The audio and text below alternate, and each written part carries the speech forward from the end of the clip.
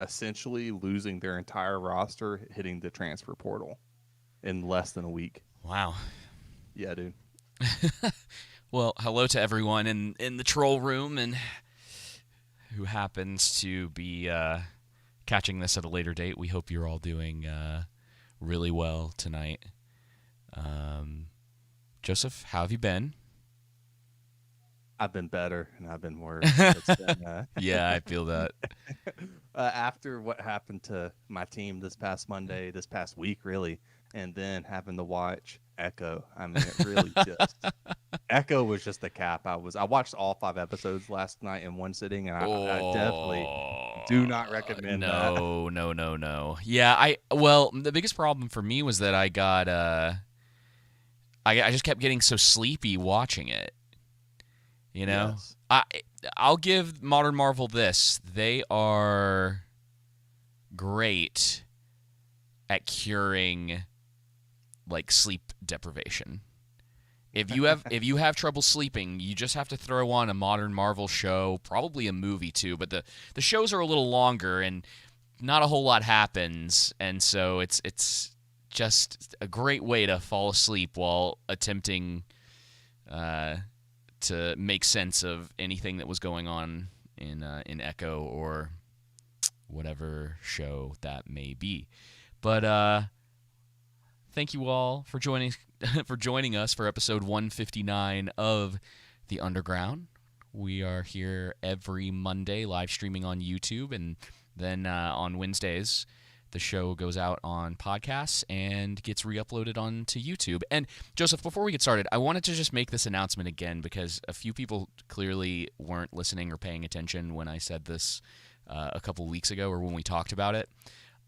So as of now, we are still trying to use the value for value system, but anything that isn't our Monday night stream or whenever we happen to do the stream, or actually it's pretty Podcast. much or the podcast. So if you listen to it on any podcast service, we are currently monetizing. So basically anything that goes up on YouTube that isn't the Monday night stream is getting monetized. Now that may change one day if we can get to a point really where the show is being funded solely through value for value, whatever that happens to look like. Yeah, absolutely. Because I mean, I think one of the things you and I know how to. I'll just say it this way. One of the things that we envisioned that I remember speaking to David about the value for value. If we had, for example, well, just take the 8,000 subs we have now, just strictly speaking for YouTube. If half of them gave $1 each month, that's $4,000 a month.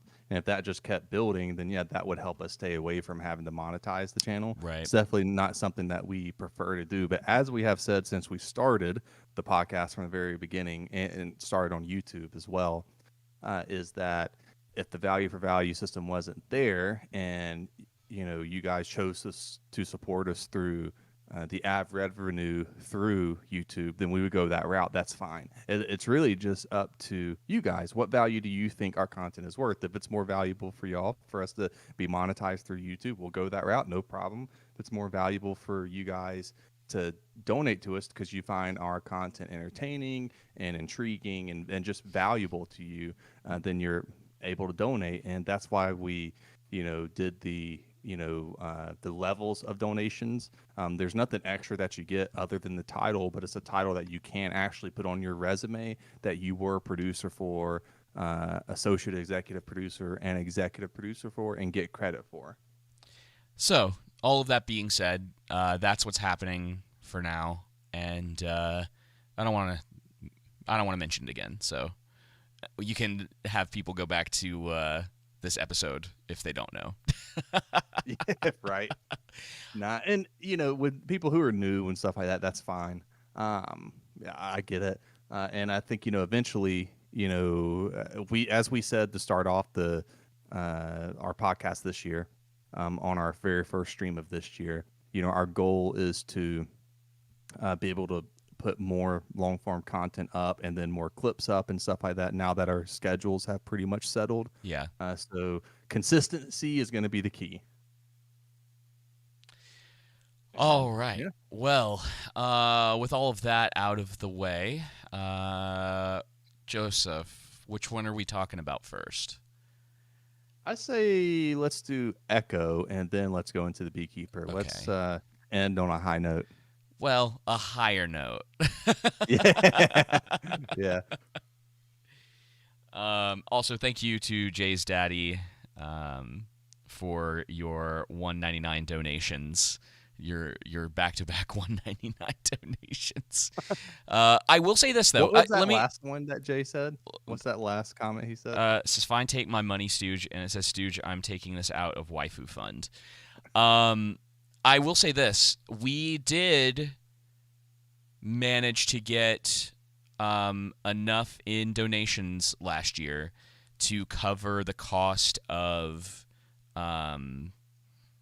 the podcast service for the entire year of 24. We have I gotta do I think we have to wait until the end of this month, and there's still a couple like bookkeeping things that have to get done for us to get that money out and use it, but it did happen. So like that's, I mean, when we talk about this, like that's a really big step for us. It really does mean a lot. And it's just that little bit accumulated over you guys donating, and then also just the little bit of ad revenue that we do have coming in. It makes a big difference to us, and it's that little. It makes like us doing this like slightly less burdensome. So, but it that helps because when we have to have the burden of actually watching Echo. It helps. It helps keep things kind of pushing in the right direction. Heavy burden. Yeah. I don't. You know, when Jesus talks about, "Come to me, all you are heavy laden, and I will give you rest." Yes. That's what I had to do last night after I watched it. I had to go to Jesus. Oh, man. I needed because I didn't have any brother there to bear this burden with me. So, well, yeah. But now I do. Yeah, I'm here. Okay, so how do you want to do this? I guess I mentioned it before, but like I don't know if we're streaming yet. So I don't understand, Joseph, how every time we get a new show that comes out in the vein of like pop culture-y, like whether it's Marvel or Star Wars or I don't know, like pick your poison with a lot of this stuff. More often than not, it just keeps getting worse. Unfortunately, I don't really understand. Does. I don't understand. And what's crazy, dude, is we're at the point now where it's not. We can't just talk about, well, the story's not very good and the characters aren't very good and there's a lot of stuff in the writing that doesn't make sense, dude. The editing is bad now. That's causing sound mixing is bad. Yeah, it's causing the pacing to just it's practically non-existent, dude. The first episode of Echo doesn't make any sense. No, it is legitimately. Dude, I got it at the end of episode 5, and I was like, that's what I thought episode 1, right? What you just said. Yeah, I got the end of episode 5. I'm like, this season makes no sense. Yeah, it's like there is barely a connection from the beginning of the first episode to the end of the last episode. They've changed her character like a ton from what I can tell. Like Echo's not a popular character in Marvel Comics. Like don't let anybody fool you into believing that that's the case. David, I heard they sold 12 copies of Echo. I don't understand why this was made. Why, I guess Charlie Cox got the best end in all of this. I mean, he had all that stuff with what was it, She-Hulk, where he was in like an episode or two or whatever. But like, man, his performance in this is essentially I think the way most people feel about the show, where he showed up and he was like, man, this isn't worth it, and he just got out as quickly as he possibly could. Right. So, but that's the thing, man. So that first episode, they're trying to basically. You were talking about Charlie Cox, right? Yeah, from the guy that Daredevil. Yeah, he plays Daredevil, who I really like, and I thought he was a great Matt Murdock, and I love the Daredevil show. like kind of unabashedly, I think it's pretty great, and There's it's got some good problems, actors but in this. Like, it's not. I don't. oh, dude, It's Vincent D'Onofrio is a great actor, and he's the best Kingpin. Like, he's a fantastic Kingpin, and what he is in this is a shadow of his former self. yeah. I was talking to you about that Ugh. earlier in the day. What was it that I said? Let me see. I said that what they did to Kingpin's character is ridiculous. Excuse me. Hang on. What they did to Kingpin's characters is crazy and ridiculous. It seems like someone projected their desire for paternal approval onto the character. It, I don't have a problem necessarily with that writing, right, David? sure. But Kingpin, to me, I just don't think he's the character for that narrative. They did okay. So It's like if a studio took Sauron and made him into a simp for Galadriel. well, it's what Right? they It's just so it's what they do to him. to make him a pathetic Yeah. Well, player, so constantly needing Maya's approval and acceptance. it's weird. It goes to a weird place in the last couple episodes with that because he's like the damage was done to him in Hawkeye. He gets beat up. Oh shoot, her name's slipping my mind. Hawkeye's daughter. His like sidekick in that. Somebody in the troll room will probably remember her name, but for whatever reason, her name's her name's slipping my mind. But he gets beat by her, and then he gets shot by Echo at the end, like back to back. In that, Kate Bishop. Thank you, Jake. And that was enough to be like, what are y'all doing to this character? Because like I've talked about it before. On the show, there is a clip from a couple of years ago of me talking about this, but you can go back and watch season 1 of Daredevil. And Kingpin in that is the best that he's ever been, you know, and he holds that pretty well throughout those 3 seasons. But dude, he crushes a dude's head with a car door in the first season, and it's just like it's all of this stuff that shows you like he has dimensions to him, right? So when you're saying that sort of potential like paternal instinct, I don't think that's outside the realm of his character. It's what they do with it that goes the wrong way.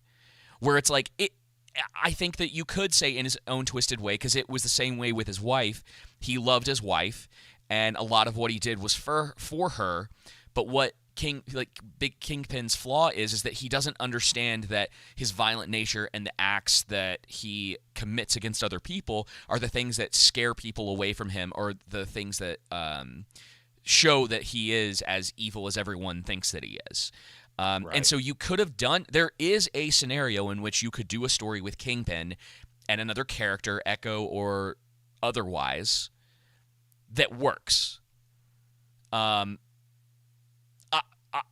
show doesn't give me any sort of like foundation for that for the most part, because they're basically like, well, I guess you could say, okay, you have you have Echo, a hero kills her father. That sort of cements it. It should have happened when she was a lot younger. They shouldn't have done it when she was a couple years old or younger than she was in the show, in her like title show. There's a lot of things that you have to like set up, and that's what I was saying about that first episode. They do none of that. There's no real setup in the first episode except she gets in a car accident. A shard of glass, big shard of glass, somehow gets into her leg. In a car accident before, dude. It's like, and it's where did that come from? It's poor writing because, again, you have a car accident. There's many different ways somebody could lose their, leg in a car accident. You don't need a random shard of glass. It's just not excellent writing. I mean, I think you're talking about why do these shows keep on getting worse, and it's because of the writers, man. I think it comes. I know we try in a way stay out of like adding politics to this. You know what I mean? Talking about that aspect of it in a sense. But I'll say it like this: if your identity is the sole captivating aspect about your story, then your story lacks depth and interest. So, I mean, here's the thing. Here's the thing I don't understand about that. Let's say that you wanted to make a show that was.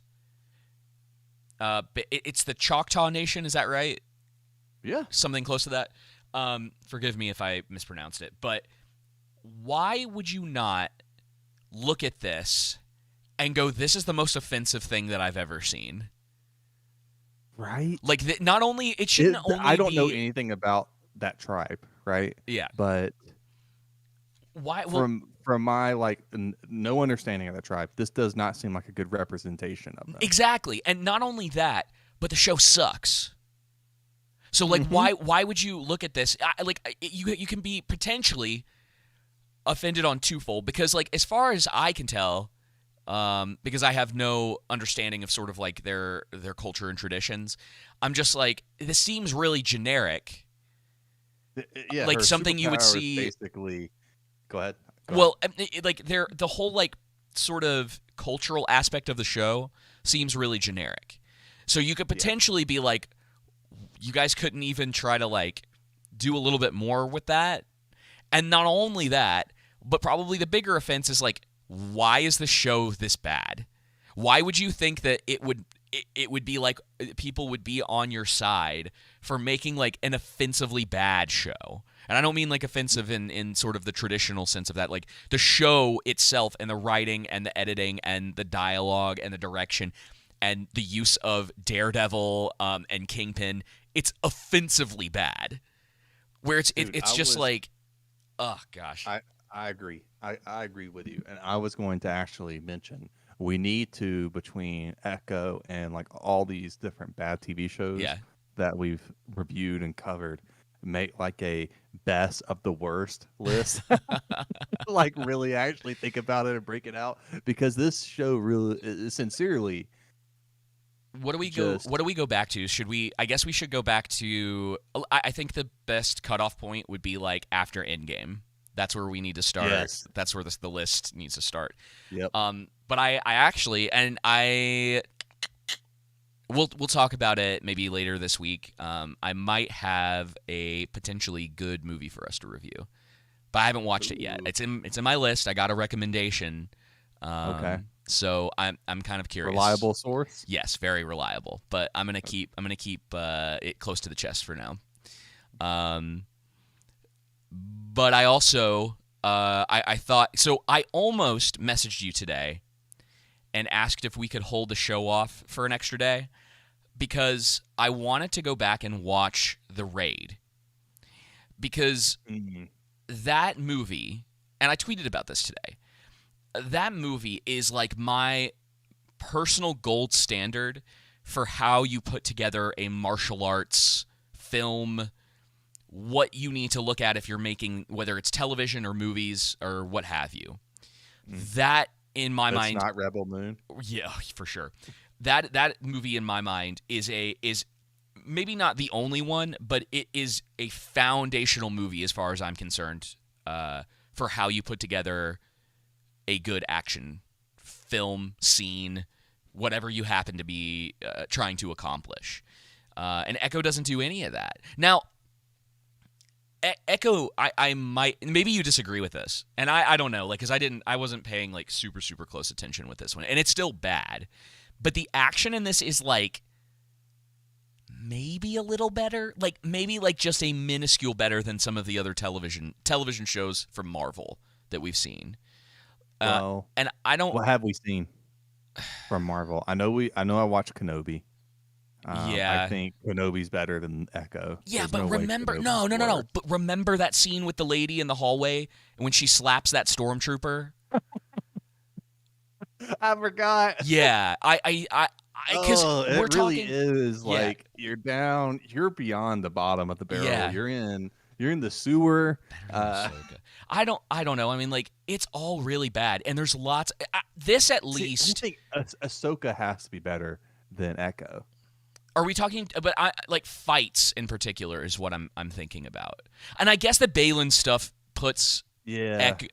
puts Ahsoka higher than What Echo.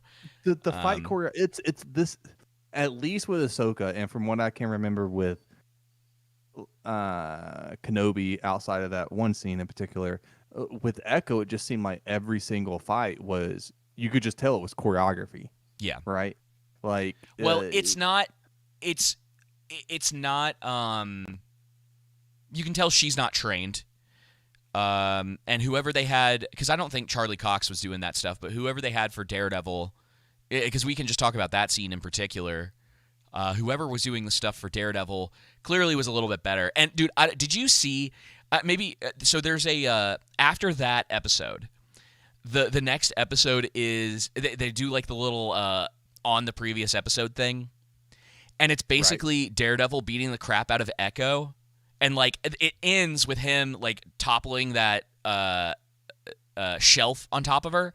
And it cuts immediately to the scene of, like, Kingpin going, no one's held themselves as against him as well as you have. And I started laughing out loud. Because it's the cut of that. And it's like, you made her look like an idiot. And it almost seems intentional that whoever was cutting that together was like, I'm going to put these things together so that maybe people are like, this show is ridiculous. Maybe it's just like it reaches through to some people, and they're like, "What is Kingpin talking about?" Like she got that fight, she got handed it in that. Yeah, you know what I mean. No. Like she did not. What you're shown does not match up with what he says. Exactly. It's like they want you to think that's what he thinks, and then for some reason he runs away. He was winning, and then he just like topples that thing on top of her. And then runs away. And I'm just like, what? All sorts of weird stuff like that. I just kept hoping Rocket would show up and steal her leg. That would have been pretty funny. The show just ends and you just see Rocket walking away with her leg. That'd been great. I do want to mention this because I didn't get to say it earlier. Sandy had this comment about the show and like how it keeps getting worse.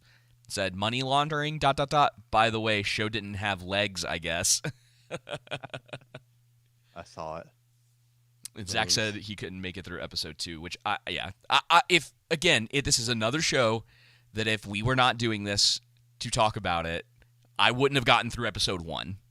Oh, I never would have started it, but I definitely wouldn't have gotten through episode 1. Yeah. But Matt brought up a good point in the troll room as well. He said that the Choctaw never had any teepees, and he's also surprised that this was the point I was actually meaning to bring up. He was surprised that there wasn't any uproar about how they switch Echo's tribe from the comics. I don't know. Maybe that's the thing is like it's pretty niche. You know what I mean? Yeah. There's probably a handful of people out there who are aware of this, and they were like, oh, wow, that sucks that they would do something like that. And David's not joking. It's probably literally a literal handful of people. Because she's not a popular character. I thought, I don't know anything about Echo, right? I don't either. I know, like, no one does. But I was thinking Echo, okay, I haven't seen a trailer or nothing. And I was like, I wonder if this is going to be, I just knew, like, it was about a deaf superhero that was Native American. And, dude. And anyway, so I just thought, like, okay, I wonder if she's going to have to use, like, echolocation and, like, it's going to, like, even though she's a superhero who is deaf, like, it's going to enhance her other abilities somehow. No, she's basically just like Daredevil. She can see, so she wouldn't need to use echolocation, but yeah, she's basically just Daredevil, but deaf instead of blind, I think. Yeah, but like, and this is the thing. This is a question I had. That was stupid. Why would she use echolocation? Why would I think that she's not blind? Anyway, so at the end, I know we're jumping ahead here, but I really want to. That's fine. Go ahead. I don't really care about. I don't care about staying in order with this.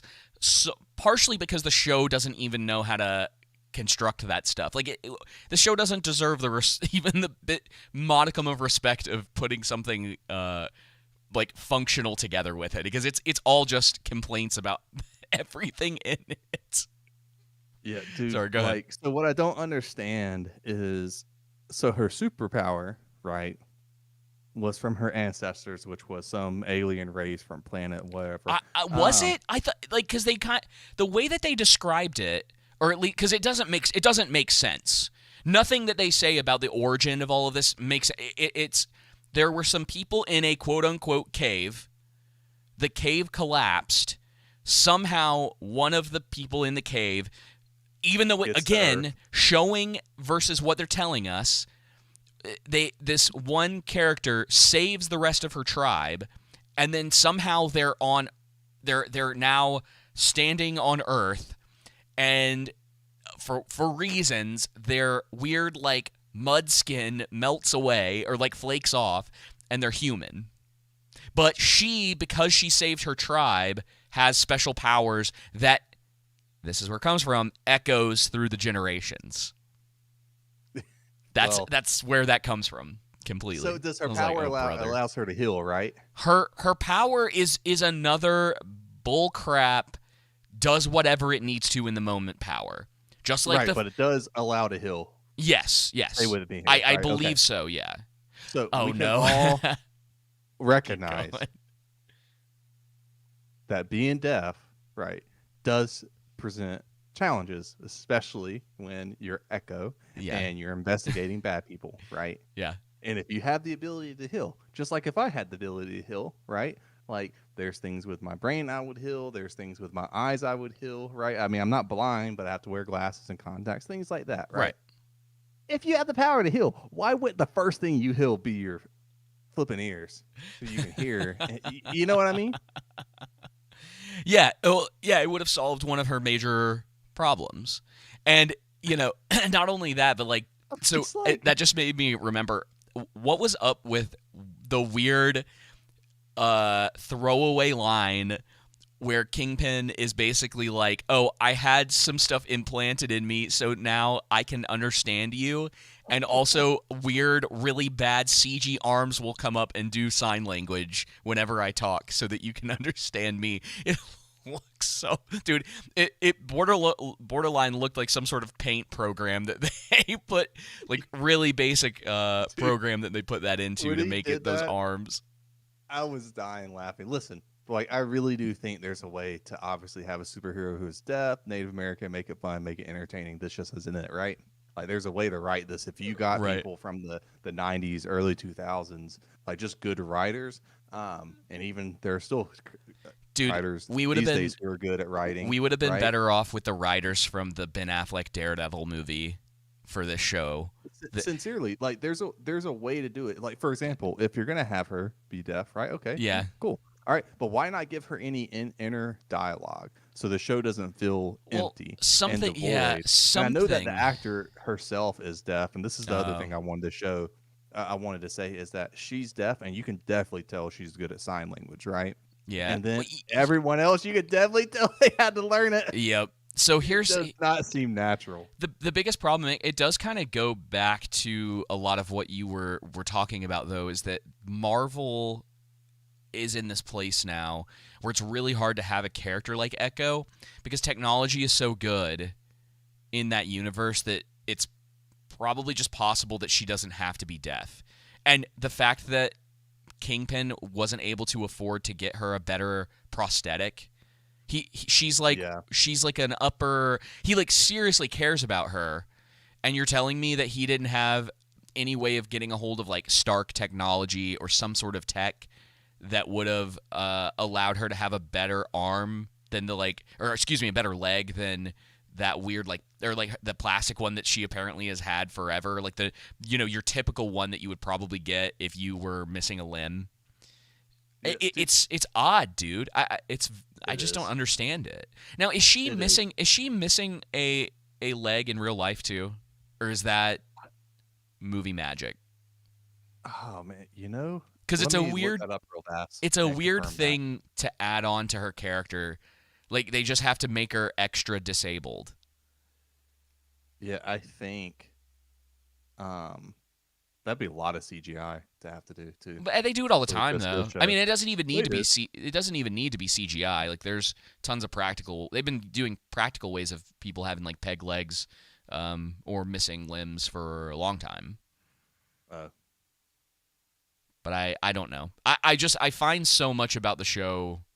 How do you pronounce her name? Alaqua Cox. Alaqua Cox. Yeah. All right, let me see. Yeah, she does. She does. She's actually an amputee. That's pretty cool. Okay. I'm sad. I'm sorry that happened to her. But okay, that makes that makes sense. It's just very. I mean that in a good way. Hey, it's um, pretty cool you lost a leg that time. uh, that's why she went for the role from the Amazon Workshop. Oh, okay. Well, I don't know. I kind of feel bad to some degree that this is what she got stuck with. You know? Yeah, yeah. I'd really, I know someone in the control room said that they thought the actress that she was terrible, I, and for me, it's like I just don't like what more she could she do with that script. I get like I do understand. I did think throughout the show that she was brooding too much. If that yeah. makes sense, and then going from being menacing and not enough emotion being shown through her body language interacting. But again, it's Let me I would want to see her in a better show with better writing or a better movie with better writing let me ask you a before I question. make that determination. Do you think that the problem is that it's not good in what I would say in like popular media, things that you're trying to, and I don't know what their goal was with Echo, but Marvel typically, you would think that their goal is to try to get a large swath of people to watch their content. So let's just from that angle, because I think if you're doing something that's more like indie or niche, um, having like a silent protagonist or basically what Echo is, because Hmm. she kind of is, like obviously she can use sign language, like duh, Like but Silent Night. kind of, yeah. Is it good to have that be the forefront of your story in something like this? Hmm. I, That's a good question. that's what I don't that's what I I keep don't think thinking it's about. impossible. No, I don't I think it's just think impossible. I don't. after watching Echo and Silent Night, it's hard. Yeah, we're kind of 2 for 2 for the not so great entertainment with silent. I'm just gonna call them silent protagonists. Um, it's weird. I think you had mentioned it before, but it makes everything feel a little more empty and Oh, Matthew, I'm sorry for interrupting yeah. you. Matthew's legit when he said he's being sincere when he says that she went for the role directly from the Amazon workshop. Um, she's more like Oh, actually uh, worked as a laborer there, and then went to this job. So I would have to, not that I don't trust got you. it. Got it. I just want to. That's interesting if that's true. Yeah, no, I mean, well, that's kind of what Marvel's just been. I mean, that's kind of what they do with directors and writers now. I mean, they pull people from. It's like I can't remember the guy's name, but the guy that wrote Multiverse of Madness, he was like a co-writer on Rick and Morty before that happened, before he got that job, and so he went from basically being an under. You could almost call it like an understudy writer for that show, because the rumor is that there's like a lot of writers on the show, but then is it Dan Harmon that writes? I've been watching. I'm pretty sure it's Dan Harmon. Um, he writes a lot of the stuff himself, and he just gets ideas from like the other people. Like they're like, what if Rick turned into a pickle? Yeah. And then whoever came up with that idea gets a writing credit on that episode, even though they were not the main writer of the episode. And so you've got a lot of people who are coming from positions where like they're getting put into head writer roles, head director roles, and their previous work, sort of like that lady. Did we talk about it last week? The lady who's just like it's time for women to take over Star Wars or whatever. Did we talk about that Yeah. last week? Yeah. She's like a activist documentary filmmaker. Um, and then they're like, well, we'll have her be the next director of a Star Wars movie. And it's just like, what are you guys? What are you doing? What are these Yeah. That's a decisions? totally different And genre. that's the thing is like I don't care if someone has never acted before and they're in something. Sometimes uh, people have those like hidden talents, and I don't think there's anything wrong with her trying to do that. But I think you're right. I think she probably didn't need a leading role starting out because she's never done this stuff before. And the way that you win people over in this stuff, like there's a reason why like Robert Downey Jr. was so successful as Iron Man.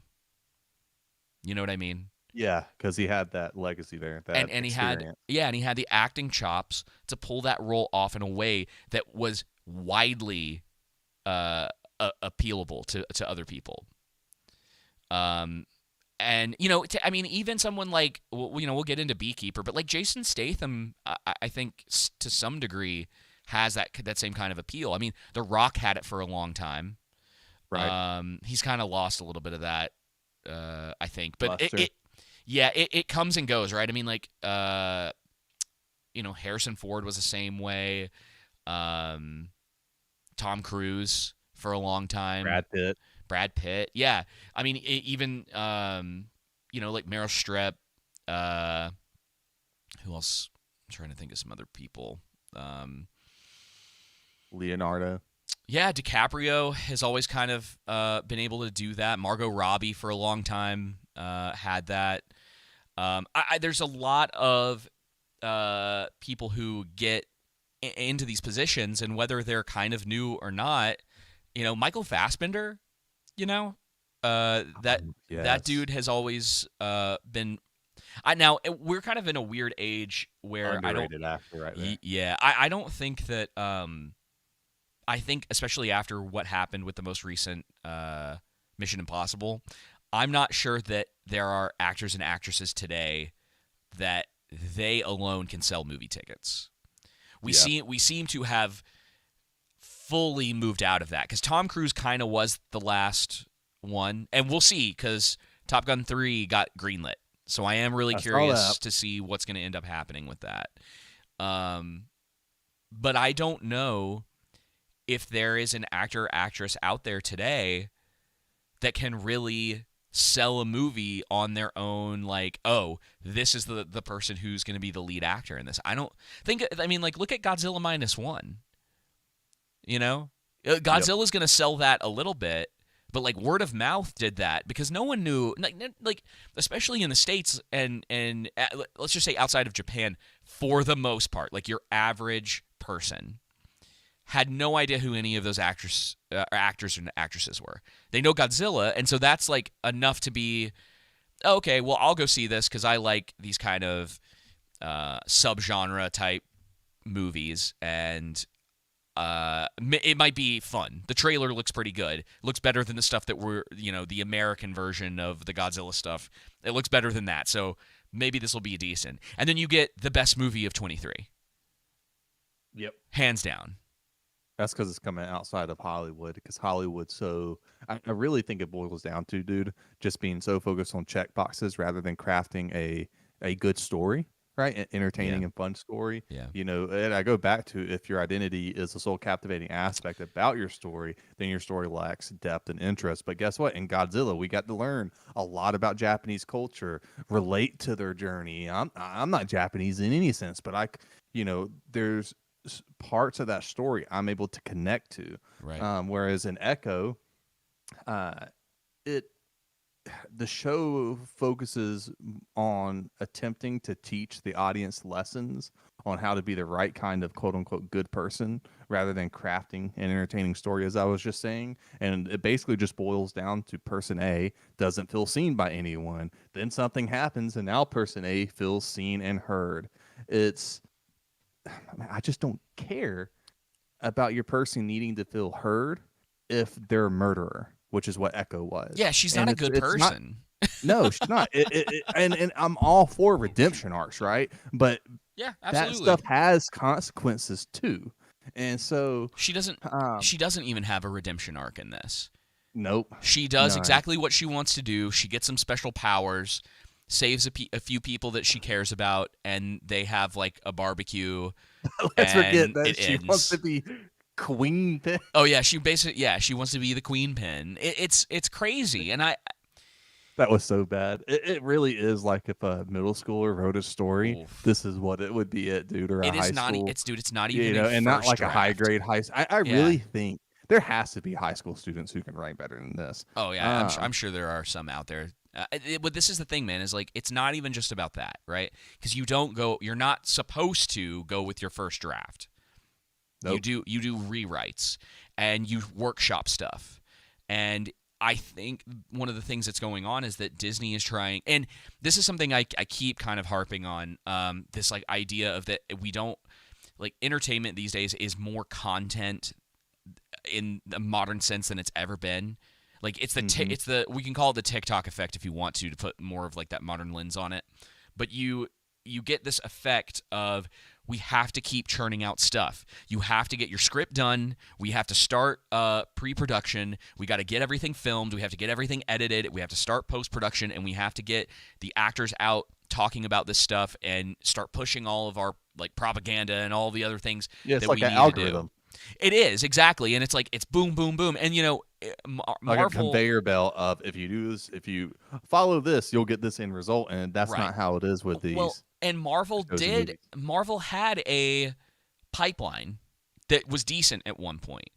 Not everything that came out was going to be the best thing you've ever seen, but you at least would go, all right, that was entertaining and the story was all right, and maybe I didn't like these things about it, but overall it's pretty good. And then occasionally you would get Guardians, you would get Civil War, Or well, Dark yeah. World. Yeah, and then like it's so funny, dude, because there's so many people that still think Dark World is like the worst Marvel movie. And I'm like, y'all are living in an imaginary land Yeah. that I don't understand. I think people get too distracted by, oh, hey, again, identity, right?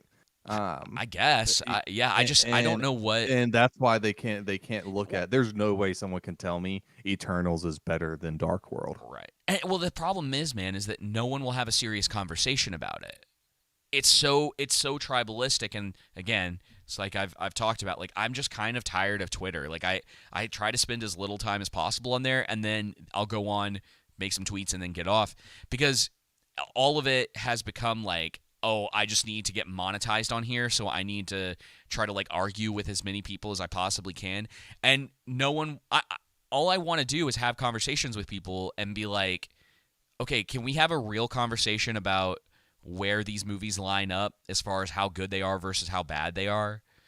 No one is calling like Dark World a good movie, but it's a lot better than what we've been getting.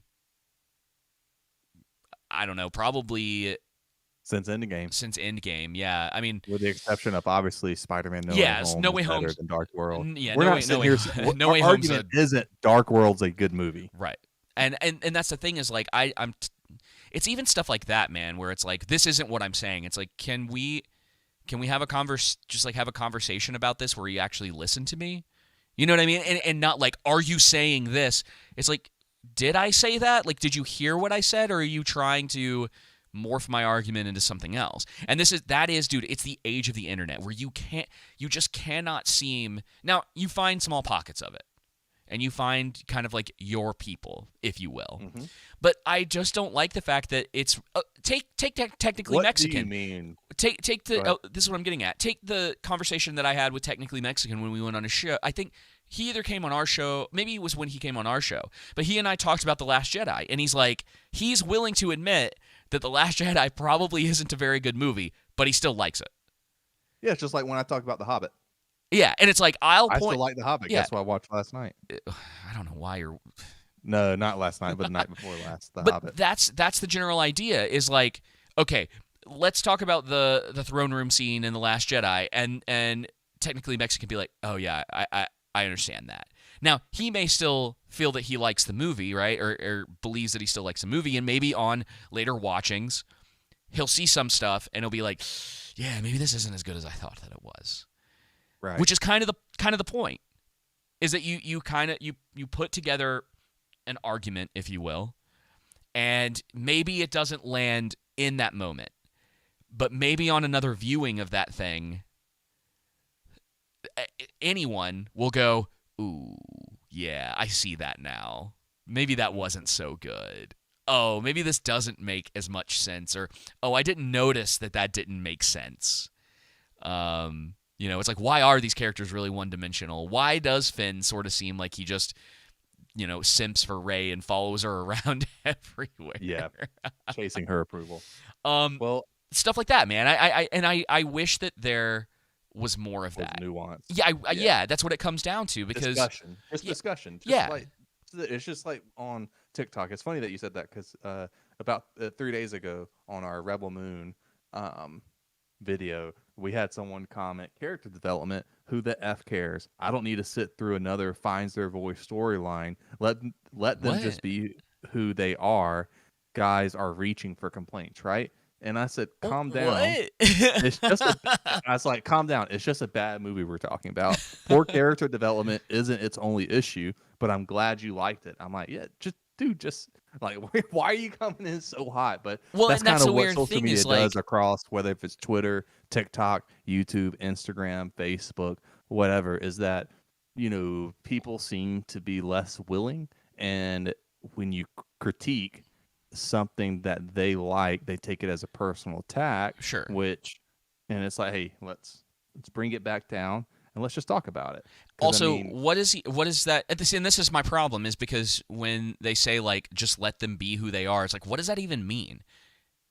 Yeah, it's like you make the comment, but it's like, where's that coming from? Like, why do you think that it's fine the way that it is? And dude, I'm telling you, it's because it is this age of like seeing things through like a TikTok lens, a short form lens, where I think it's how Zack Snyder makes his movies. Yeah, you just need to be told everything, and you don't get like a proper story of the characters going on journeys and coming to conclusions, and like all the stuff being kind of like put together in a pot with the themes of the story, and how all of that stuff plays a role in getting you to sort of like the end product. Which again, Right. Going back to -1, is something that does very well. It executes very well on like its character development, its themes, and of course, like we've talked about some of the stuff that probably doesn't work, but is easy enough to overlook because of how strong everything else in it is. And that's the kind of thing that we're looking for. So it's like we're not again, it's like, okay, you're just saying this stuff, you're throwing it out into the ether as if like, oh, they're reaching for complaints. It's like, I'm not reaching for complaints with Rebel Moon. I'm not reaching for complaints with Echo, or with Bricklayer, or with whatever, Right. People just, they want to try to like argue a point, but they haven't really considered it. Because I think if people took the time to be like, or ask, well, what do you mean by character? Like, what kind of character development needed to be there? And I was like, well, with Rebel Moon, something that wasn't just like directly told to you, right? Like, where all the characters just remain static. Yeah, this is the bestest of the best warrior character, and when she beats up, 5 men who can't seem to shoot her, you're just supposed to take it for what it is. And it's like, well, why do I have to do that? It's like, why is that the way that we have to see things? It goes back to it again because like IGN put out a review of Echo. I didn't actually watch the whole review. I just saw their tweet, and I was like, it made my eyes roll so hard you could probably hear it in another state. Because they're like, oh, it's a gritty. Actually, that's what that shaking was. Let me pull up. Yeah, let me pull up what they said. Let's see here. IGN said, Echo is a refreshingly gritty, grounded, and unflinchingly violent superhero story amid nods to vintage Western and premium crime dramas. Alako Cox delivers a culturally authentic and captivating anti-hero worth rooting for. I was like, Echo is none of these things. It's a mess and hardly watchable. IGN needs to rethink how they review everything. Man, that's one of the things too when and this is what hero thing. Go ahead. Well, this is what I'll finish here, and then you can make your point. I would love to just attempt to have a conversation with the person who wrote that review. And be like, I want you to do your best to convince me that I am wrong, that Echo sucks. But I don't think, and here's where it comes from, is like, I don't think that most people who, let's say, just kind of like watch the content for content's sake, or even a lot of the reviewers on IGN or a lot of these main outlets or whoever they may be, I'm not sure that they have the what's the word I'm looking for, Joseph? Sort of the oh man, the word's slipping my mind. But like, essentially, they just don't care enough. You know what I mean? It doesn't mean much to them, and so they'll put something like that out, and when it gets questioned, the easiest thing for them to do that kind of just like saves face for them is to be like, oh, well, that person's an idiot or a bigot or a this or a that, rather than actually getting involved in some sort of dialogue. Right. Because you know as well as I do that, like, I occasionally I'll troll people or whatever because people say stupid things, and I'm just like, all right. It was like you hit a nerve, and I'm just gonna clap back. But typically, that's what I would love to be able to do. But I don't know. It never seems to go anywhere, and I wish I could think of the exact word, but. And what were you trying to say? Like the exact word for like someone who just doesn't care? That it's just like they don't have that sort of hard, like closed-fisted stance on something when they're reviewing it. The same way, so like, you know how I'm always talking about, you know, I really don't like to give numbers to things, but I'm trying to put something together that I'm like, this is as close to a like solid standard, like foundationally for how I want to review things. Yeah, like a metric. Yeah, and how I'm like, okay, having a range, objectively determine like the outcome as best as I possibly can, with the understanding that, you know, that 2, 3, 4 range, it can easily be moved around in there because of like some other things, but like it's going to be in there. It's like once you kind of get below a 4, you're really just like the bottom of the barrel at that point. But it's like a 1 can be Echo, and a 1 can be Rebel Moon. But they're and they are both 1s, but like I could have a conversation if I so choose that one of those is actually better. But then like, well, you gave them both 1s. And you're like, yeah, but it doesn't mean that there aren't like tiny details in one of them, or one of them might be something that if you put me on a desert island and said you can watch, you have to watch like one of these or whatever the situation would be, like I'd probably pick one over the other. It doesn't mean they still don't suck. Yeah, exactly. And then it's a weird concept too, because on like that specific rating scale, something that's like a bad B movie, but it's like good bad. Something like the room maybe. That's a little bit different because it's like, yeah, the movie sucks, but there is an entertainment value out of that. And so I don't know if that should play in. Like, if you're getting into that 1 territory, that 1-2 territory, it's not just that it isn't entertaining, it's all of the other like technical aspects of it that are also really bad. Right. So you could say something like the Beekeeper is really okay. Saying it's really bad probably isn't fair, but like it is bad, but there's a lot of entertaining aspects to it, so it kind of pushes it, elevates it a little bit more, into the direction of it's fun. I would say it's so something like that. Below average, right? You have average, and then you have below average. That's how I would put it. The writing really brings it down. There's a lot of really stupid writing in it. Yes. And you definitely have to turn your brain off. But then there's some great lines, great moments that are just so ridiculous and funny and over the top. Did you have anything else you wanted to mention about Echo, or are you ready to move on? I did. I was actually, after I got done watching Echo, I was thinking one of the things that I thought to myself was, what makes, like, I was trying to think about my favorite shows, my favorite movies, right? And I was thinking of Lord of the Rings just from previously having watched The Hobbit, and The Hobbit isn't my favorite, but the original trilogy is my favorite. And Yeah. then I was thinking of Arcane and One Piece and Godzilla, and so I was and Alien as well. And I was like, what makes these films my favorite? Yeah. And it's because of the profound connection I'm able to make with the characters and their Yeah. specifically with Lord of the Rings, for example, their enduring struggle against evil, despite the depths of adversity that they face, despite the pain, the hardship, the anguish they go through as they experience the loss of loved ones. Um, and just difficulties just along the journey. Yeah. But the consistent theme in that is the message of hope that pervades the films and the books of Lord of the Rings. And they also emphasize that everyone, even the smallest, can defy evil, including in the mundane aspects of everyday life, right?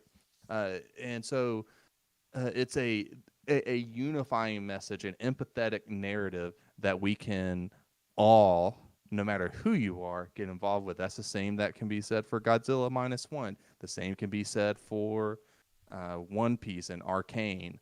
One Piece is lower on that list for me. Let me rephrase that. Godzilla, Arcane, and Lord of the Rings. But Sure, the but there's key stuff that just you can lies still. in There's still with stuff. One Piece. Yeah, there's still stuff Yeah. that's there. Sort of that like Luffy's uh, stubbornness in like finding his friends and the way that he'll go out of his way for the people that he cares about. It's still there. It's just it's different, Yep. right? I mean, like you're definitely not going to put One Piece and Lord of the Rings in the same category, but Right. there's something to be. And The Last Wish as well. Oh, great movie. Oh Um, yeah, we maybe need to actually do a whole episode on that at some point. Chef's yes. Um, But the key yeah, lies in mentioning these great stories. The key lies in the ability to create characters the audience can connect to, irrespective of their visual differences, right? yeah, Regardless of what they visually look like on the surface layer, if they're white, if they're black, if they're male, if they're female, if they're a Cowboys fan or a Packers fan, none of that matters, right? One of the apparent flaws in this show is that the writers, and I'm gonna say this and then I'm gonna try and defend them. The writers care more about, they prioritize more the visibility over the creation of empathetic characters and a narrative, right? And so, what do you mean but by that? The visibility over the. it goes back to the identity, just focusing on the check boxes. Oh, okay. Like, okay, like I gotta hit all the check boxes, and like that's what makes something good or not. Because I need to preach a message rather than tell a compelling story, right? That, yeah, okay, you could still have all that in there, right? That's the thing. Right. You can still, in a natural and organic way, Apocalypto, right? That's one movie that comes off the top of my head. But yeah, so it's more so about, like, when I say visualizing, I mean getting just on the surface level things, like if someone's white, black, Asian, Native American. Again, nothing wrong with those being focal points. But if your identity is a soul captivating aspect about your story, then your story is going to lack depth and interest. If there's not likable characters, if there's not a compelling narrative that that we can connect to and get engaged in, if we're not being able to have a compelling writing to delve into the culture of a group I know nothing about that draws me in. You know what I mean? Mm-hmm. Um, I think one of the things that I enjoy about even with Fast X that I can go is just how in Hispanic culture, the tightness of the family, right? That's one of the things that pervades every single movie so much that it got made into a meme, Yeah, it's right? memeable now the way that they talk about like family Family. dynamics. Yeah, and that's Yeah. totally cool. But I well, and again going back to to minus one because it's just constantly, it kind of lives rent free in my head right now. Totally different culture, totally different time period. It's not as if Godzilla is a real thing. There's so much of that that's like, oh, it's not real, but there's a lot. The way that all of that blends together into a movie with all of the different characters, you can feel for all of them. Yep. The lead actor, the lead actress, they're the little girl, even. Um, the doctor character, the captain, the kid. Like they all have very distinct personalities, and there's things about each one of them that I've never been to war, but it hits really hard when you hear them tell the kid, they're like, be grateful that you've never had to experience that. And that's something that goes beyond like Japanese Yes. culture. You know what I mean? Yep. It's something that a lot of people can really get behind. But also, And resonate with. yeah, but also the kids' desire to be a part of the fight. And because it's different when by the time he's like, no, I want to be a part of this, and they're telling him like, no, you need to live. And so like you see that sort of clash there, and you're like, not only do I love all of these characters, but I see their perspectives in all of this, and I respect their perspectives in all of this. That's the stuff that really does make that story interesting, is that you have a lot of likable characters. And, I'm kind of ready to get to Beekeeper, but I don't know if you Yeah, had let's do anything it. else. So let me kind of use that as a soundboard to go into Beekeeper, that one of the biggest problems that Beekeeper has is it has a lot of really unlikable characters. Yes, it The does. A lot. Not Jason Statham. I mean, he's pretty static in the movie, and he's kind of fun to watch in the role.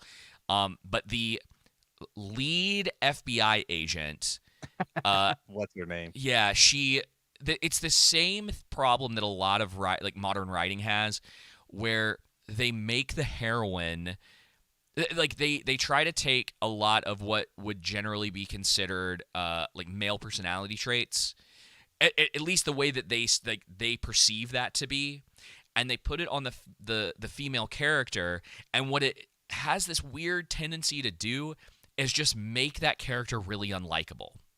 Yeah. Because they're not molding her into her own character. They're just using all of these like, oh, she needs to be like this, and she's like drunk, and she's doing this thing.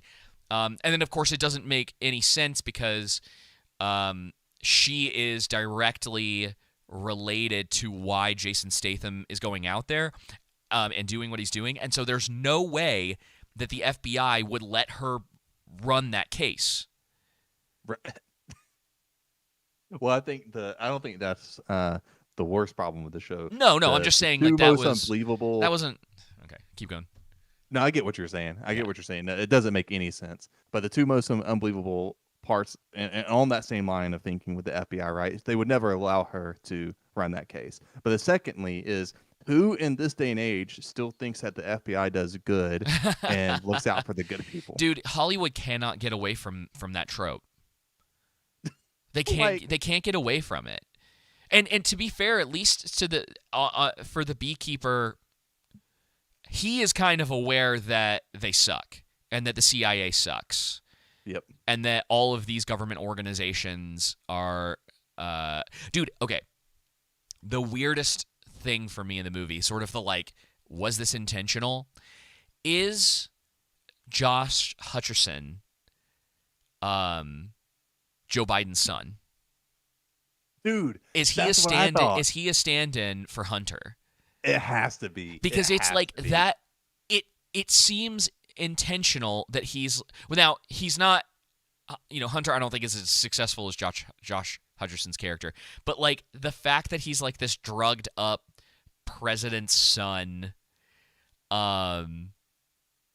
which I guess is a spoiler. But to be honest, if you're gonna watch Beekeeper, I guess spoilers. I'll just go ahead and throw that out there. Sorry. So that was like a light spoiler or whatever. Not that I think it matters in a Jason Statham action flick. Like you're not going into this being like, I don't want to know plot points. That'd be Yeah. weird. But it is. That was one of the things that really. I was just like, was this on purpose? I was like, is this okay for like? Is Hollywood allowed to kind of like poke this subject in this way? Yeah, it was. I think it is on the index card now. Okay. 'Cause And I've seen in the corporate press people it's a making a joke January. on. jokingly Yeah, about Hunter. and it's a January movie, so I don't think this is going to get a lot of play in the What's the best you movie I've know. seen so far this year? Have I watched any other movies this year? I guess not. That were released in That's 2024. what I'm. Oh yeah, right. Because Bricklayer, man, we gotta watch something good. Holy smokes. Um, Oh, which I need to add this to the list, don't I? it's Beekeeper. Yeah, I gotta add it to the list too. Um, excuse me. But yeah, I guess if we're kind of starting from the beginning, I wasn't sure about the setup at first, but I kind of do like it. I think it works for the type of movie that this is. And I also wish that the movie had stayed as simplistic as the first act is and not Yes. gone as like bonkers over the top, continually becoming less and less believable as the story goes on. Um it's kind of a problem with it. Uh there's like a little bit of humor in it, I think, especially towards the beginning with the one guy who's running that call center. And Oh yeah, I yeah, guess I guess I should say that essentially the now that we're in spoiler territory or whatever, essentially the plot, and it may have given it away in the trailer, but I just don't remember. yeah. The Um, trailer gives up everything you need to know oh, okay. about the So movie. Yeah, it's pretty spot on. Jason Statham is a literal beekeeper who used to work for a secret government organization called the Beekeepers, and he is renting out space on a woman's farm. She's an older lady, and she accidentally gets caught in like a phishing scam and loses all of her money and about $2 million of a children's charity that she is uh, basically the bookkeeper for, I guess, or like she's the warden of the money for this organization. So she ends up killing herself, and essentially Jason Statham's character goes on the hunt to find the people who are responsible for this. And it goes like all the way up the government ladder. That's the best way All the to way up all the there. way to the top. Like when they made the reveal that like Josh Hutcherson's, the president's son or whatever, I was just like, oh boy, they really just. I mean, they just kind of threw the whole bag at the movie, and Dude, I the was like, all the right. the funny thing is too, the second most unbelievable part was a politician with morals and with the president, You her know, being like, I'm gonna yeah. tell the truth and I'm gonna do. I'm like, whatever. At least, so I've been watching Reacher, and the new season's got I think he's a senator, and he's constantly trying to convince Reacher that he's a good dude and that he had the country's best interest in mind. And Reacher's constantly looking at him like, I don't believe a thing that's coming out of your mouth. So that is very refreshing to see in that case. But yeah, it's like Hollywood is still doing the same old like uh, dance, like song and dance, where they're like, oh no, these people do have your best interest in mind. There's just some bad apples. Like in the mix or whatever, um and it just kind of gets to the point where you're like, this is just not, we need to really stop doing this. I think that was one of the complaints. What was the one with his name's slipping my mind right now. Star Lord. Oh, What was the show that he was in on Chris Amazon? Pratt. Chris Pratt. Yeah. Oh shoot, the Terminal The List. Terminal List, where they kind of had similar problems, where it's like there's always some sort of like these like bad actors within some organization, but the organization itself isn't fully corrupted because of that. Yes, yep. It's kind of it's kind of stupid. And it makes, in some ways, it makes for bad writing because it's just, and I get it, it's an action movie, but like they keep trying to put these like developments into the Beekeeper, and I think that's one of the things that holds it back, because kind of on this, I guess, the big picture, the pacing kind of, it's better than, obviously, like it's better than The Bricklayer, and it's better than Silent Night, but And Echo. and Echo, but the pacing drags. Like the movie should probably be about 20 minutes shorter than it is. and I agree with that. it ends up dragging a little bit. And it also, this is another example of, I've talked about, I'm pretty sure I talked about it with Bricklayer, and I'm sure it's not the only time, but it doesn't go into the schlock like it needs to. Like they don't. David Ayer, who did Suicide Squad, or the Suicide Squad, right? I can't. Whatever the first one was. Yes. Yes. He did that. He did Fury. And I think he did Fan Four Stick.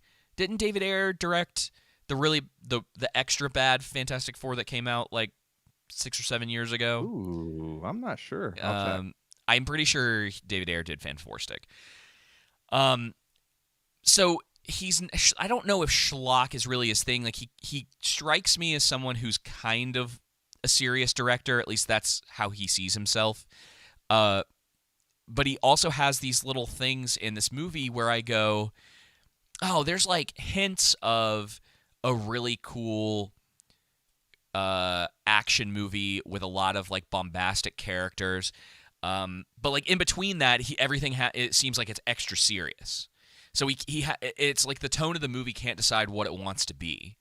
Yeah, I don't see anything regarding the Fantastic Four, by the way, but he did, he was the director for Fury. He did Bright.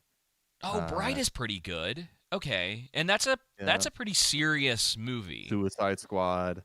Who did Fan End of Watch, Street Kings, Harsh Times. Hang on, I'm looking. And then he was a writer on U571, The Fast and the Furious, Training Day, Dark Blue, SWAT. Oh, Josh Trank directed Fan Four Stick. I don't know why I thought it was David Ayer. So yeah, no, David Ayer is a Chronicle, good and competent director and writer. Yeah, and I enjoyed this movie. I mean, yeah, plot wise, narratively speaking, there's a lot of things that you do have to overlook, and be willing to overlook. So, but there are fun moments in it. I think he leans into the whole Beekeeper stick, and really like just enough for me. And there, I mean, like there's some good lines, like especially this. I think one of my favorite characters was the CIA director dude. When he said to his son, "Don't tell me what you're doing." Yeah. Don't tell me what you're doing in your metaverse meth lab. Yeah. It got me good. And then when Jason Statham, I don't like the talk up of the beekeeper, like that psycho beekeeper coming after him. I thought, oh, okay, this is going to be, someone who's really good and stuff like that. And nope. I mean, Jason Statham just basically owns this particular beekeeper. But it was so funny to me when he threw that jar of honey at her in the head. Yep. So, but he doesn't kill anybody with bees in the movie, does he?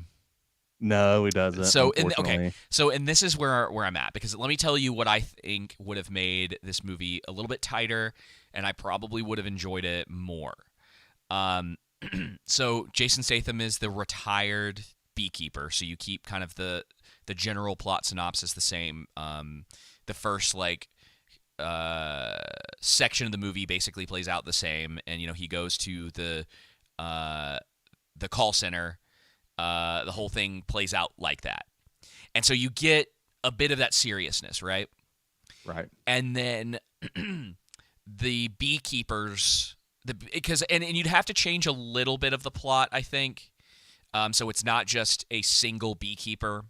Maybe it's like a small elite group, but instead of having like these weird sort of sprinkled in kind of like crazy characters, like over the top, because you have like the guy that's, I guess he's Australian at the end, the Echo, the male Echo character. Yeah.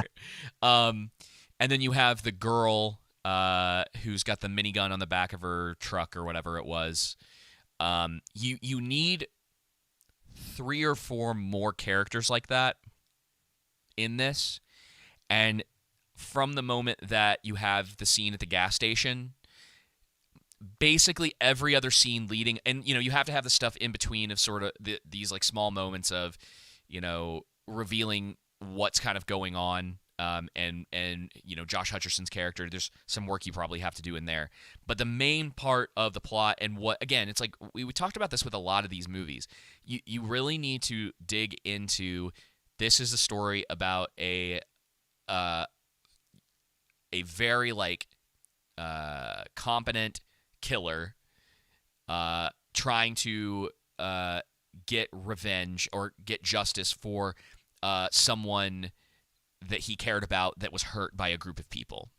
So that's your through line. And then the thing that makes it fun is that you come up with these crazy characters that he has to take out one by one, getting all the way to his goal. Like these, the mini bosses, so to say, along the way. Exactly. And then you have the big bad or whatever, and I don't know. You can, obviously you have to kind of decide how schlocky you want to go with that sort of stuff. But yeah, I think that would have made it more entertaining. You really need to cut out a good bit of the exposition and some of the twists and turns, or just there's stuff in it that doesn't need to be there. A lot of these action movies need to be tighter than they are, Agreed. But yeah, I think that would have made it just a little bit better, because it's definitely got foundational stuff in there that works really well for me. It's everything else that ultimately starts to fall apart because it just takes a little too long to get to its destination. But the fights are fun. I didn't really have much of a problem with any of it. Agree. It's goofy. The fight scenes were great. I mean, from my perspective. I mean, there were a couple instances I was the scene where he takes on 10 FBI SWAT members with his bare hands is a bit bro. They're not getting your hands would be hurting way more than they would with their helmets and bulletproof vests. So there's stuff like that in it where you're okay, he's not a superhuman, Yeah. And that's what which is very much is how he is presented in this film, is that he's a superhero. He's basically the Terminator. He does get hurt, but he does stuff that you're I don't know about that. He's the elite of the elite, or as they put it, when the CIA director hired the Navy SEALs and whoever else, he's if we had SEAL Team 6 in here, he would make them look like a bunch of wusses. And the guy running that, the minute that he knew what he was up against and knew he couldn't win, definitely would have been you know what, man, it isn't worth it. Do whatever you need to. I'm leaving. He's not. Yep. Those kind of guys are not going to just sacrifice. And that's something that I've always thought was a bad trope, that it would be really good to see someone subvert, is when you have these hired guns, and I'm sure it's happened and stuff. But when you have these hired guns and they realize oh, we can't win this. This is impossible for us. That they're just all right, I'm going home. Yeah, that one guy that had lost his leg or whatever it was, or eye. I think it was his leg, and he's at the end in the yellow tank top, I think it was. When he's saying, I got lucky killing one beekeeper and that's all it was. I'm surprised. If you got lucky, why wouldn't you just leave? That was my thought. Yeah. I get, they're setting everything up, but I do think that trope is a bit and that's where overplayed. That's where you need the insanity factor of all of these crazy characters that are coming after, or right? Incentive. These other beekeepers that just maybe it's a group of people. Maybe it's not even beekeepers. Maybe they washed out, or they were almost good enough, but they just, because there's stuff in it that just doesn't make sense when you get down to. Because even the girl who was the current beekeeper, they're oh, she's unstable or whatever. It's well, that organization doesn't seem like they would allow that to be their one and only beekeeper. Exactly. that doesn't really make a lot of sense. So who knows? Stuff gets changed in the writing. That John Wick kind of of the assassins. The secret over the top the government movie organization. Do you remember Smokin' Aces? Because that's the movie that I was thinking about quite a bit with this. I'm not going to say one way or another whether that was good. I remember liking it a lot when it came out, but that was right when 2006 or 7, something like that. Maybe it was 2007. But it's that a bunch of kind of kooky assassins go into I think it's in Las Vegas, somewhere like that. Maybe it was Reno. Anyway, they go into a casino because they're trying to assassinate someone, and it's all these different types. Like some of them are a little more serious, some of them are like crazy, and they use chainsaws to like take people out. And it's like that was kind of what I had in my head of if they had taken sort of that concept and applied it to, okay, what if we used a lot of different characters like that, and they're all going up against Jason Statham, and like in order for him to get to the target or whatever he needs to, he's got to get through all of these different types of people. So it's all these interesting types of obstacles. You can write a lot of interesting action scenes around that involving a sniper or like a group of brothers that carry chainsaws around, and Jason Statham has to figure that out. And I think that's ultimately where I kind of like the movie doesn't quite get into even that average territory for me, because it hits a couple points where I'm like, oh man, this is kind of cool, but a lot of it still just gets bogged down. So Yeah. No, I get that, man. Sorry, my screen froze up, so you're okay. didn't catch the last like 15 seconds or 10 seconds, I should say. I was just kind of repeating what I had said before about it would have just been nice if they had gone a little bit more into the schlock, gone a little bit more into these different types of characters that just make the movie a little bit more memorable. So when the Beekeeper, the insane one, when she appeared, yeah. right, I was like, oh, okay, that's what we're going to start getting. And then when we didn't get that, I was kind of let down because I thought, okay, this is going to get more over the top. Yeah, there's these shadows of like of ideas that they had, and I was saying I don't know if there was like some producer interference with what because that does happen. Yeah. David Ayers, with the Suicide Squad stuff, very aware of the kind of stuff that can happen with studio interference in a movie. Oh, so, absolutely. So I don't know for sure what went wrong there, but a lot of the seriousness and, like I said, the exposition and a lot of these extra scenes that it's like, we're here to watch Jason Statham beat people up and take people out in Yes. elaborate ways, like in the same way that Violent Night. Yeah, that's where like Violent Night in those moments is the best, and then when that's not happening, you're like, can we please get back to that? Yep. That's the interesting stuff. Like, let's not spend a lot of time with these like secondary characters or these B plots. B plots. Let's keep it as tight as possible and as focused as possible. And I think focus is a problem with a lot of modern stuff. It just it doesn't need to be more than what it is.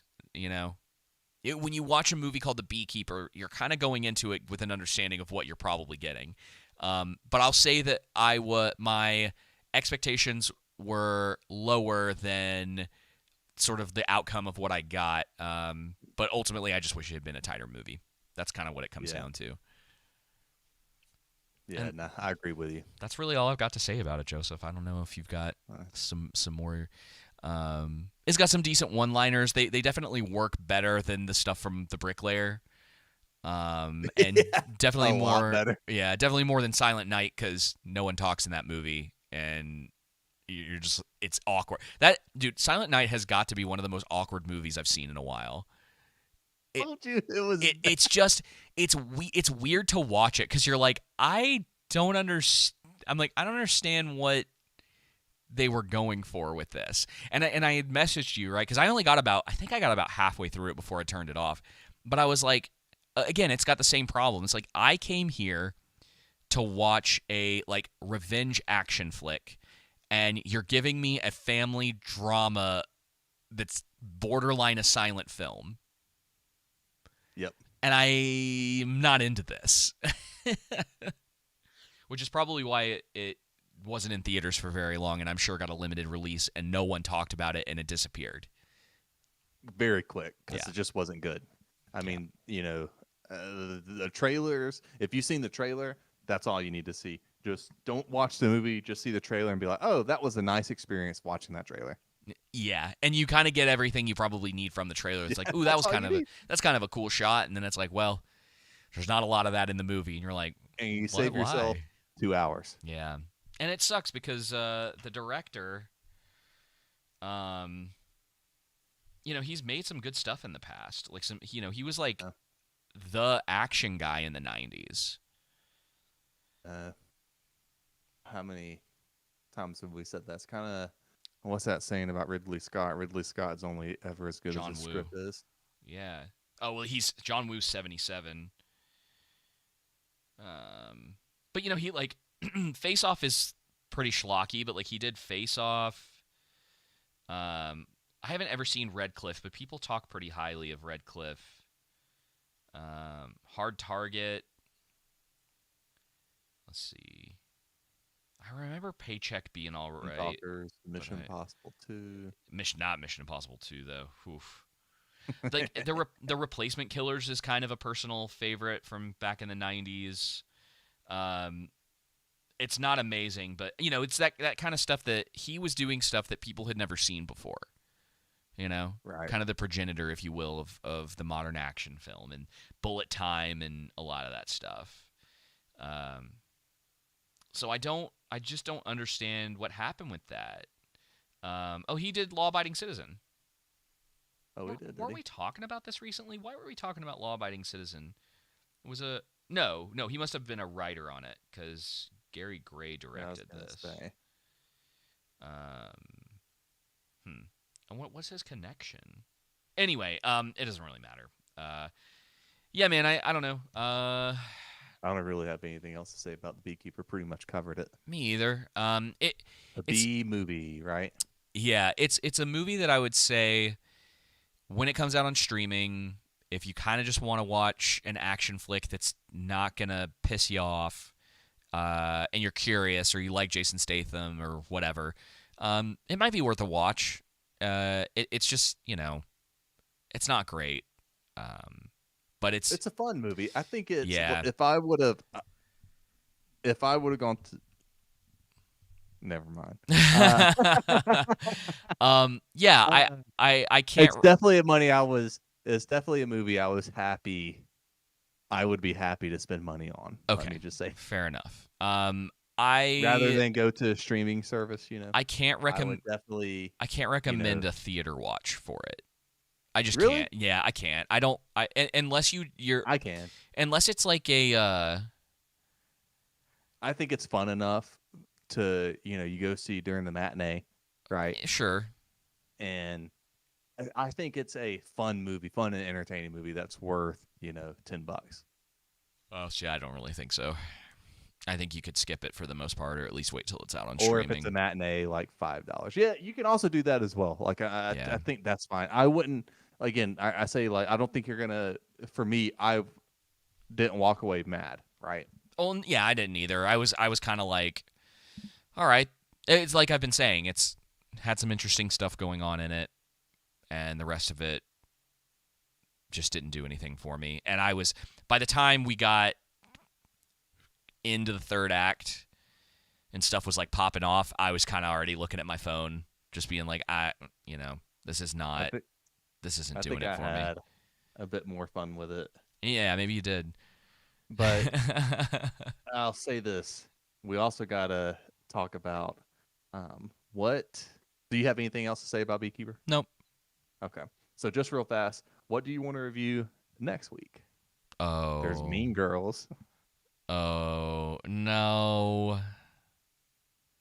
Probably not Mean Girls. It's a musical. I don't really want to watch it. I've seen Mean Girls. I've seen the only version of Mean Girls that really needs to exist. I cannot believe that we live in a time period now where I'm talking about Mean Girls the same way I'm talking about Terminator 1 and 2. Yeah, right. That it's like, oh no, it's just there is a Mean Girls movie and you don't need anything else. Anything after that is not worth your time. I will think about it. Man, well, Echo's done. I don't know what else. We're on the back end of January. We got Halo next month. Oh, that's February. And we also have the Yeah. Last Airbender next month. Oh yeah. I will say this. I don't know. It's not really as much of a recommendation because I don't know if it's getting a season 2. I watched the show on Netflix. Let me pull this up real quick and see if I can find it real quick. It's not great, but it actually had kind of an interesting twist at the end. Because like I've been trying to branch out a little. Oh, also Gran Turismo's on Netflix. Yeah, I need to actually sit down and watch it. Crap. I might not be able to find it now because I that's finished fine. it. So, We have Argyle um, February 2nd, and then we have oh, Madam Web on Valentine's Day. I think the show was called Ghost Class. It came out last year, and it's got one of the girls from the Cobra Kai series in it, Mm-hmm. and she dies, and her ghost is haunting the school, and she's trying to figure out what happened to her. This isn't a recommendation, really, because I think it's got some pacing problems, and it's kind of just more like Netflix stuff. Like it's not like it's not like in that top tier category of some of the stuff that Netflix has put out. But it had kind of an interesting twist. Like I had to give a little bit of credit there that I was like, okay. I was like, that's an interesting way of you doing this whole thing. But I don't think it's going to get a season 2, so it's hard to even recommend on that. You know what I mean? It also apparently was a Paramount Plus thing, and it makes me think that Paramount Plus is on the way out. I mean, I know they probably are, but that was kind of that feels like a nail in the coffin for Paramount Plus. Yeah. That their stuff is showing up on Netflix now. Yep. Which may mean we, at some point this year or not too long after that, see a deal where everything from Paramount Plus basically gets absorbed into Netflix, or they start giving them out to like Amazon and Netflix and the other services that are doing better, which is good because we may see a return of The Office and Parks and Rec to Netflix or Amazon, which would be great because I was never going to pay for, what was it, Peacock specifically just to get those. I miss them sometimes, but I wasn't going to do that. I agree. So, yeah, man, I don't know. We could talk about Gran Turismo. I'll send We'll figure you. it out. Maybe we'll talk about The Last Wish. We could do that. I will send you this movie, the name of this movie, and you can tell me if you potentially want to do that for next week too. Okay. So, because it could be interesting, and it's kind of, I feel like it's in your wheelhouse a little bit. So I'm gonna keep it a secret though, just for now. Okay. All right. That sounds good. All right. Oh yeah. Text me and let me know. Yeah, I will. Well, thank you all once again, whether live or listening to this later on a podcast service or the re-upload on YouTube, to coming and hearing from us here at the Underground for episode 159. We'll be back next week with more entertainment talk, whatever the next thing happens to be. And until then, y'all take it easy. See ya.